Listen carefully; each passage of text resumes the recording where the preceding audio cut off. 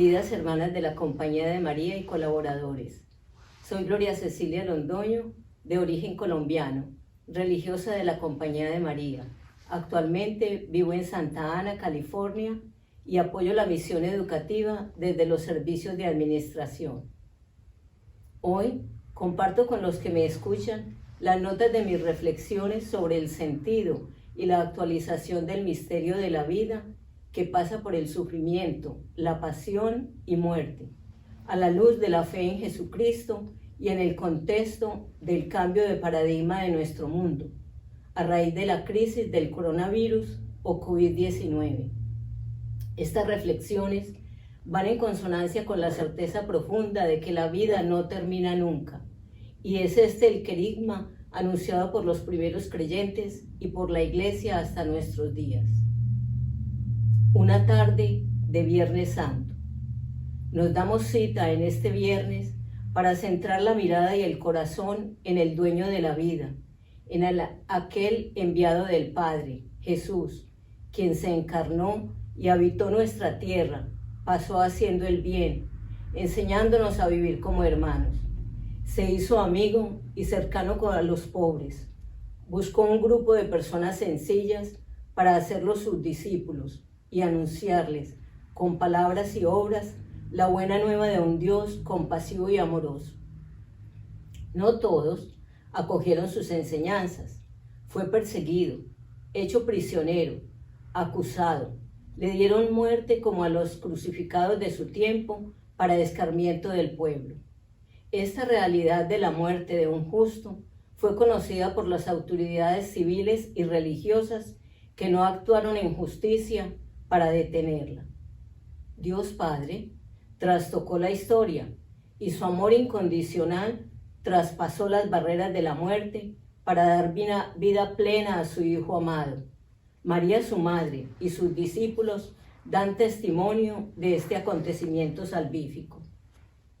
Quizás pensemos que este relato se refiere a unas frases aprendidas o a confesiones que no van con nuestro mundo posmoderno y contemporáneo, o que esto ya está fuera de la historia actual. Fue algo que pasó a un hombre del que ya casi no sabemos nada y no tiene que ver con nuestra vida, o que son historias de personas devotas. Quiero que te permitas un tiempo para ti, para salir de tu propio pensamiento, de la burbuja en que te hallas en este aislamiento, y hagas silencio para escuchar la palabra de Dios que te habla a través de la realidad actual, desde mi fragilidad y de la experiencia de vida y de fe que tengo en el Señor Jesús. Te invito a escuchar estas palabras. Ojalá escuchéis hoy su voz, no endurezcáis vuestros corazones. Ojalá escuchéis hoy su voz, no endurezcáis vuestros corazones.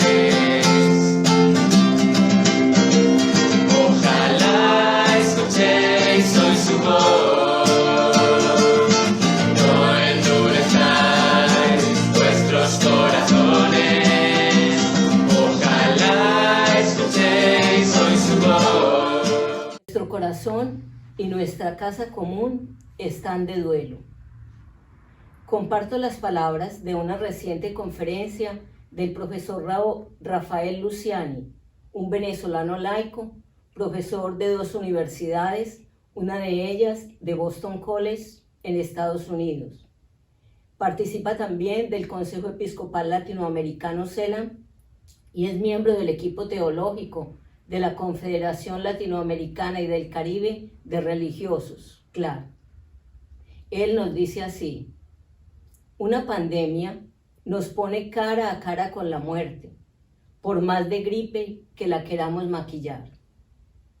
La actual pandemia no puede ser discernida, sino al interno de esta realidad global quebrada, hacia el propio yo, aislado y dominado por el temor de perder la propia vida.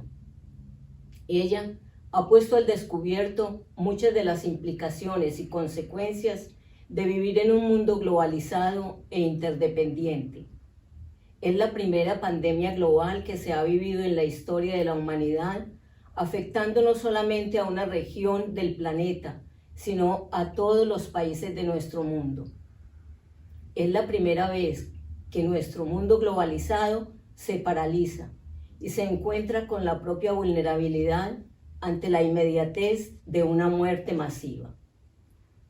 Un morir antes de tiempo e independientemente del lugar donde vivamos, de la condición moral, de la creencia religiosa o de la posición socioeconómica.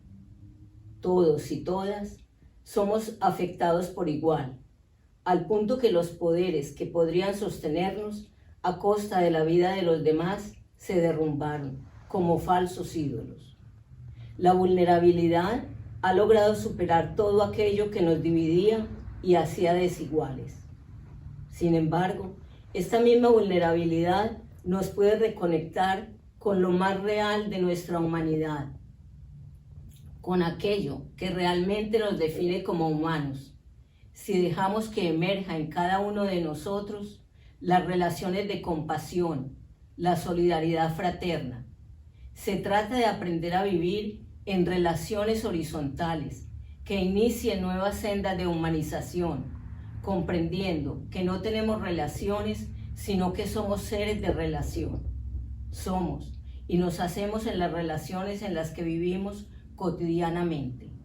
Es ahí donde se confronta y debate nuestra propia humanidad. La pandemia derrumba la falsa idea de una mayoría de la humanidad que vivía bien o bastante bien. Ahora nos damos cuenta que la mayoría del mundo sigue siendo pobre, carente de bienes, sin oportunidad de tener posibilidades para una vida digna. Es la hora de recuperar la dolencia humana, la compasión que brota de una auténtica fraternidad, que no se basa en la simpatía o empatía con unos o con otros, sino que apuesta por la humanización de todos y todas por igual, incluso desgastando la propia vida en ella. Luego de esta pandemia, la humanidad no será la misma. Es un tiempo de definiciones. Hasta aquí la conferencia del doctor Rafael Luciano.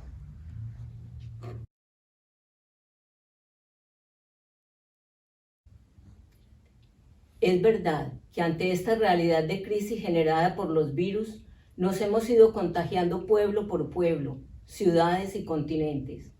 El paradigma sobre el que construimos nuestro modelo de vida se ha derrumbado. Asistimos con temor y temblor ante el cambio forzoso y la llamada a restaurar nuestra humanidad y el valor de la persona por encima de las cosas, de los bienes y el poder. En este momento, no se trata de tener claridades razonables de lo que pasa, ni hacer debates polémicos sobre lo que es una realidad humana existencial.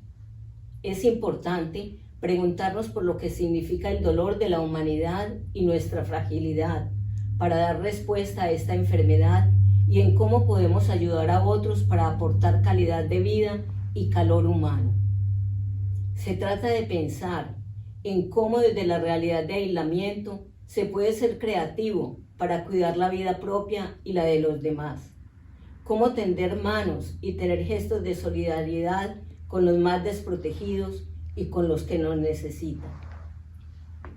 Es escuchar la llamada que toca nuestro corazón y abrir nuestro interior, entrar en un común con el dolor del otro, sentirme parte del cuerpo universal y dar respuesta concreta que parte de acciones sencillas y colaborativas para detener el mal en cuanto podamos. Hoy te invito a mirar a Jesús, quien en su vida pasó por momentos de sufrimiento intenso. Recorramos con él el camino que lo llevó a Jerusalén y a la muerte en cruz. Getsemaní. Descrito como un valle fecundo, un lugar preferido por Jesús para orar, y al mismo tiempo es el lugar íntimo de sufrimiento, donde Él acoge la hora de entregar su vida hasta el extremo, y sabe que esto lo llevará a dar la vida en fidelidad a la voluntad de su Padre. Va allí con sus discípulos más cercanos y les pide que lo esperen y oren. Jesús conversa con su Padre, se siente solo, se angustia, sufre, confiesa que tiene la tentación de que esta hora no llegue y ora intensamente. Toma la decisión de seguir el camino iniciado para hacer visible el amor hasta el final. Confía en que a pesar de ser noche, su Padre lleva la historia. Se levanta, acude a sus discípulos, constata que no han velado con él, se han dormido. Jesús los despierta y les insiste en orar para vencer la tentación. Presenta al Señor tu propio Getsemaní, el lugar de tu sufrimiento. Pide fortaleza y fidelidad para permanecer en el amor de Dios y en el amor a tus hermanos, como a ti mismo. ¿Con quién caminas en tu Getsemaní? ¿A quién llevas a tu lado? María, la madre de Jesús, permaneció como discípula fiel de su Hijo hasta la cruz. Pídele a ella que tu fe pueda resistir y trascender el dolor propio y el dolor de los que van contigo en tu historia familiar y de la humanidad. Evoquemos estas palabras que quizás a muchos nos han enseñado desde niños. Cuando la noche se acerca y se oscurece la fe, Madre de todos los hombres, enséñanos a decir amén. Jesús es detenido y procesado en varios juicios ilegales. Los evangelistas nos narran en detalle la experiencia de Jesús y sus discípulos. El dolor de Jesús fue creciendo cuando llega la hora y es sorprendido por militares armados, y entre ellos sale Judas Iscariote, uno de sus discípulos, quien lo identifica ante sus perseguidores. Jesús no opone resistencia y sus discípulos temerosos se dispersan. Él sabe que solo afrontará este paso que lo lleva a la muerte. Él comparece ante diversas personas: Anás, Caifás, el Sanedrín, Pilatos, Herodes y las masas que representan a tantas de nosotros y a tantas actitudes condenatorias. Los juicios van a mostrar la verdad de cada uno. Jesús será quien conduzca los diálogos. Calla cuando conviene y habla cuando es necesario. En cada juicio queda claro un aspecto de su identidad y de su misión. Y por contraste, quedan en evidencia la ambición, la utilización del poder y la avaricia personal de Anás, o la verdad religiosa de Jesús ante Caifás, la debilidad de Pilatos, la corrupción de Herodes y la furia de las masas. Al acabarse el juicio, el Sanedrín todo ha quedado claro. Jesús ha manifestado la verdad ante la máxima autoridad de Israel y con todas las garantías de ser escuchado. Los que creen en él están consternados, no saben qué hacer. Los que dudan están más inclinados a la condena, y los conspiradores se alegran del éxito tan fácil que han tenido. Pero conviene explotar el éxito y darse prisa, antes de que se provoque un motín en el pueblo, quizás entre los galileos o entre los poderosos creyentes en Jesús. Por eso, conducen a Jesús de Caifás al pretorio. Era muy de mañana. Lo tienen todo previsto. Se trata de comprometer al romano para que condene a Jesús. De este modo, los seguidores de Jesús culparán al extranjero y Pilatos puede quedar públicamente como ejecutor de la decisión. El Sanedrín había decidido que Jesús era culpable de blasfemia y por lo tanto debía morir, y con mucho gusto ellos mismos habrían ejecutado la sentencia en el acto, pero al estar bajo la ocupación romana no tenían facultad para hacer esta pena capital, así que no tuvieron otra opción que llevar el caso a Pilato, el gobernador romano. Pilato interroga a Jesús y le pregunta: ¿eres tú el rey de los judíos? Jesús reconoce que si él lo afirma, así es. Dice Jesús: yo para eso he nacido y para esto he venido al mundo, para dar testimonio de la verdad. Todo aquel que es de la verdad oye mi voz. Le dijo Pilato: ¿qué es la verdad? Y cuando hubo dicho esto, salió otra vez a los judíos y les dijo: yo no hallo en él ningún delito. Juan 18:38. Pilato lo escucha y queda muy impresionado por la persona de Cristo. Llega a estar convencido de su inocencia, pero finalmente se dio a la voluntad de los líderes judíos, escogiendo unos años más de poder en lugar del camino de la verdad y la justicia que percibía con toda claridad. Él da la orden para crucificar a Jesús bajo la acusación de ser el rey de los judíos, tal como figuró en su causa escrita sobre la cruz. Pilato estaba dispuesto a librar a Jesús, pero solo mientras que su posición no se viera amenazada. Cuando escuchó a los judíos decir: si a este sueltas, no eres amigo del César, todo el que se hace rey, a César se opone. Pilato vio su propia seguridad en peligro y decidió entregar a Jesús, a pesar de que sabía que estaba cometiendo una injusticia.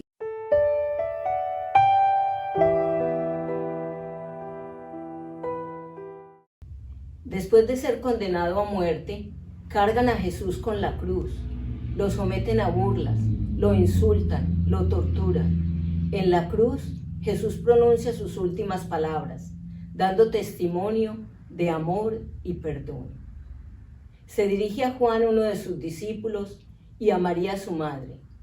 Entrega su vida en manos de su Padre y muere por todos nosotros, haciendo posible con su entrega incondicional la vida nueva para toda la humanidad.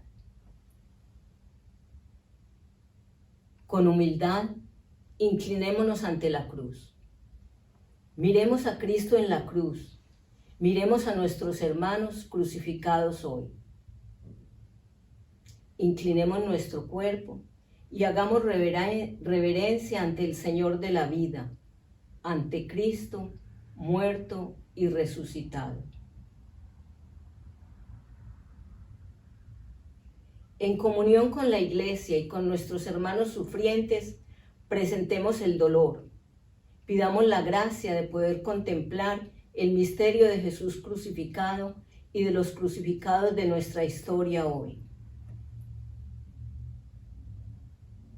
Hagamos también un silencio respetuoso en memoria de nuestros hermanos fallecidos en esta pandemia y también por nuestros hermanos desprotegidos y fallecidos por falta de compasión y de solidaridad. Pidámosle al Señor perdón porque los hemos hecho invisibles o llamados desechados.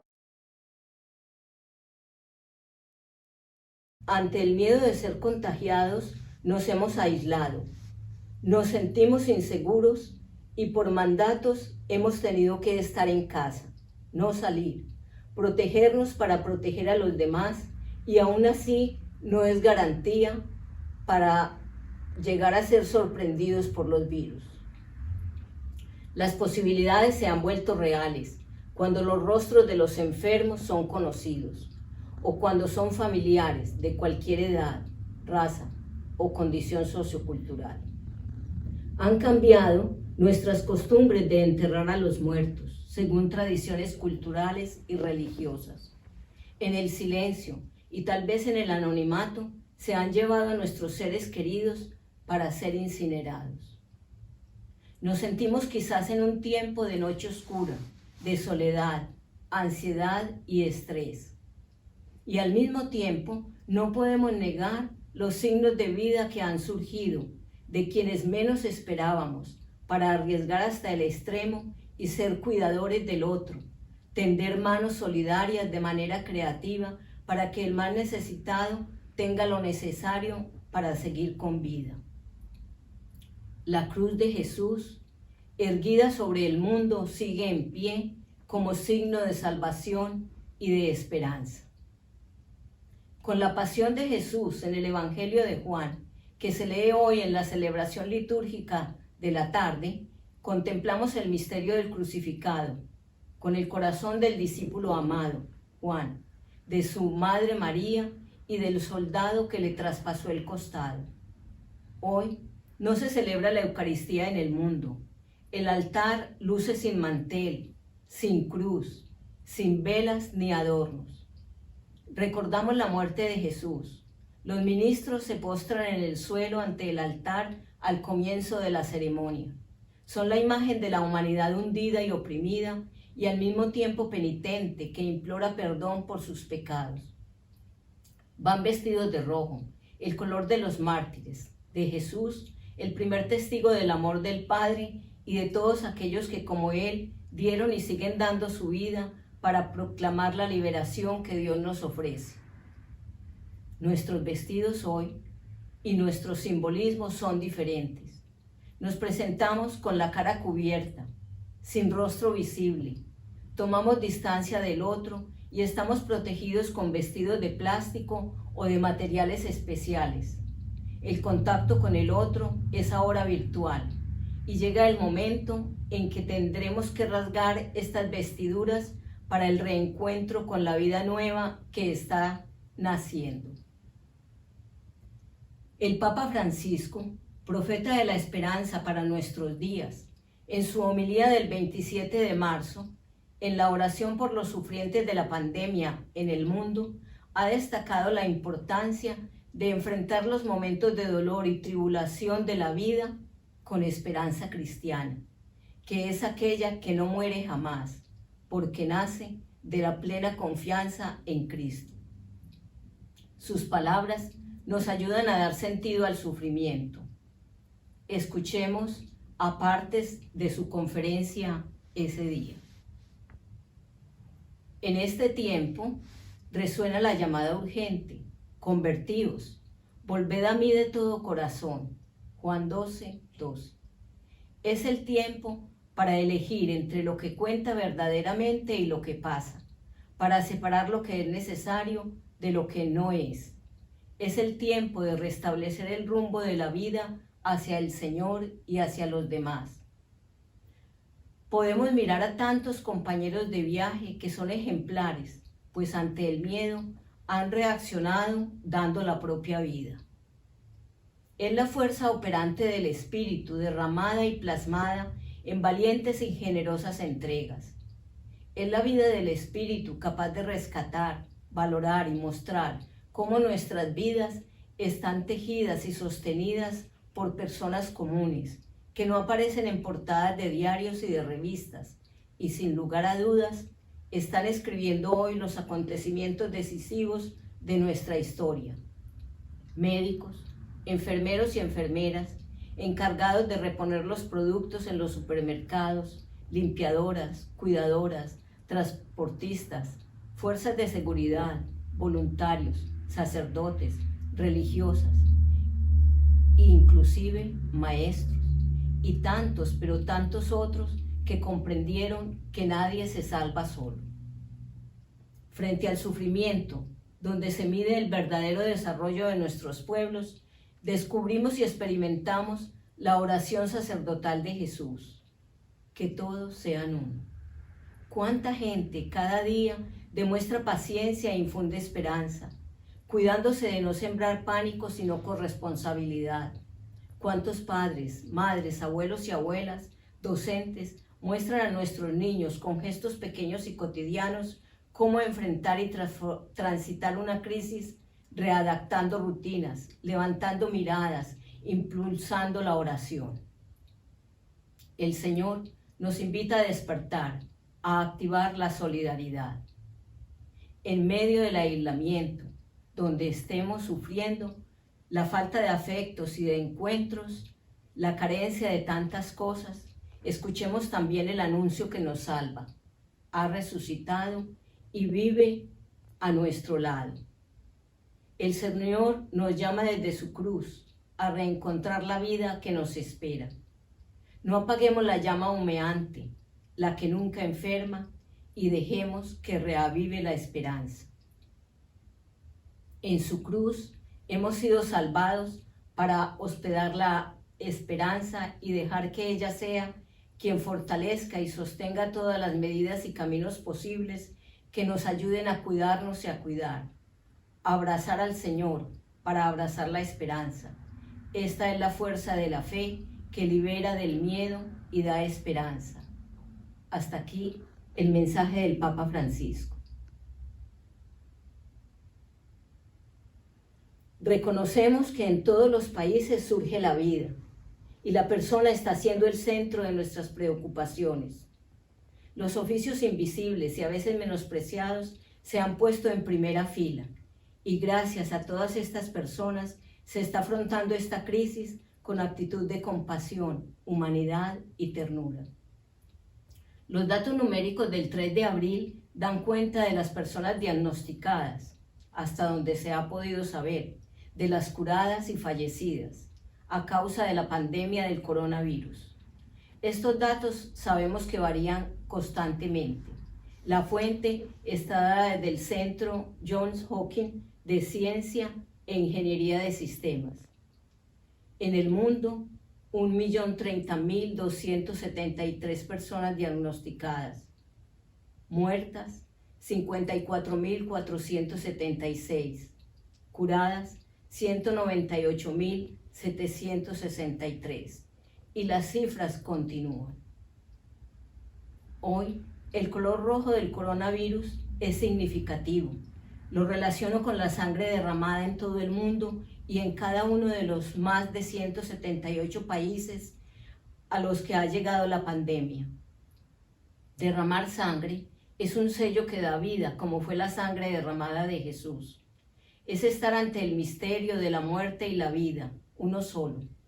Es el paso que estamos dando de tener la mirada y las opciones puestas en el poder y en las cosas materiales, a volver la mirada a nuestro interior y levantar la cabeza para ver la realidad del mal que antes estaba invisible para nosotros y ha cobrado tantas vidas, especialmente en los países más vulnerables y en los pobres sin techo, en los sin tierra, en los migrantes y desplazados, en los que no tienen empleo, en los que padecen hambre, en los que no tienen dignidad porque son violentados o negados sus derechos. Solo contemplando el misterio se comprende la profundidad de los gestos que nos invitan a reconstruir nuestro proyecto de vida y a cuidar la propia vida y la de los demás, especialmente de los más pequeños. Y vamos experimentando signos de resurrección. La pandemia ha roto los muros y barreras de todo tipo. Frente a COVID-19 no hay fronteras de creencias. Experimentamos un llamado universal, abrir los corazones a una fraternidad mundial. Hemos vuelto a reencontrarnos con nuestro núcleo familiar. Nuestra identidad tiene raíces de sangre y de comunión de hermandad. Valoramos ahora el gozo de tener padres, hermanos, abuelos, vernos cara a cara, tener tiempo para estar juntos en las rutinas diarias, escucharnos sin prisa, compartir la vida y el sufrimiento. Nos ha devuelto el afecto y la calidez de ser seres sociales que aman, tienen proyectos comunes, se conocen y reconocen. Valoramos también tener amigos, sentir que no estamos solos y somos importantes para otros. Nos ayuda a salir de nuestro pequeño mundo para transformar la mirada y vernos con otros en proyectos compartidos por la vida. Nos ha devuelto sentido y alegría para la entrega. Manifestamos hoy nuestra capacidad de amar con acciones solidarias incondicionales. Somos testigos de acciones que devuelven la vida a personas, que unen para siempre y que son puente para caminar con otros en momentos de dolor, que nos lanzan al más, a darnos con gratitud y a expresar los dones y talentos que todos tenemos sin esperar recompensas o méritos. Estos gestos son la expresión de la vida que no termina nunca y nos manifiestan la presencia de un Dios Salvador que desde nuestra fragilidad reconstruye nuestro ser, nos hace hijos suyos, nos hace hermanos y nos invita a seguir multiplicando las acciones en favor de la vida. Te invito para que evoques en tu pensamiento los nombres y rostros de las personas que conoces, que nos han presentado en estos 3 meses los medios de comunicación y las redes sociales, que están entregando su vida y dando vida a otros. Pasa por tu corazón los sentimientos que se suscitan en ti y agradece y bendice a cada uno. El Espíritu de Jesús crucificado y resucitado perdone y reconcilie nuestras faltas, nos dé un corazón generoso y nos acoja al lado de su Padre cuando llegue nuestra hora. Finalizo entregando a María Nuestra Señora, Madre de la Esperanza, discípula de Jesús, animadora de la Iglesia naciente, esta hora de nuestro mundo, para que ella nos ponga a todos con su Hijo Jesús y podamos seguir tras sus huellas el camino que llega a la Pascua, a la vida nueva, y que Juana del Estonac nos enseñe a seguir humanizando con nuestra obra educativa la vida de todos nuestros hermanos. Ojalá escuchéis hoy su voz.